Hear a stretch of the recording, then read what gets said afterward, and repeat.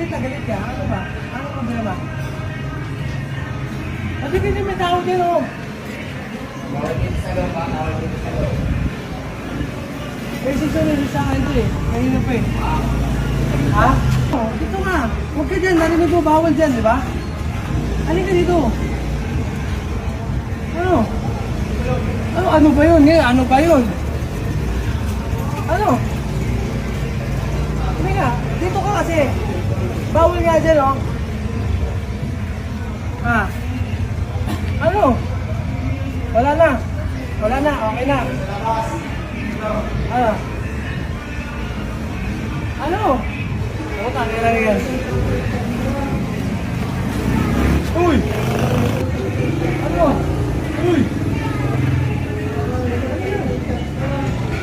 Parang pa lang. Hindi ka tayo tutigan dito. Wala nangyayari yan. Halika dito. Yung sinasabi mo kanina, lumabas ka. Ano ba yung sinasabi mo kanina? Yun. Ikaw yung sabi, di ba? Ako yun. Ano yung sabi? Hindi ikaw yun. Ikaw nga yun. Nagsabi sa akin. Ha? Ano? Ha? Ano? Ano? Ano yung kasama? Di ba ang iminam yan? Ano hindi? Dito na ako. Labas mo na. Labas mo na. Ayan. Labas ka. Diba, alis ka na. Alis na. Ano yung tapang-tapang mo eh? Magtawag ka, hintayin kita. Kahit ba magtawag ka, hintayin kita. Sige. Ano na mo? Gagong puta. Ang babastos na sinasabi mo sa akin. Yung pinuntahan ka rito. Ayaw mo na. Gagong puta. Tawag ka, hintayin kita dito. Tawag ka. Ayaw mo na. Diba? Yung sinasabi ko sa mga basher natin, yung ganyan, hamon ng hamon, testing ng ganyan.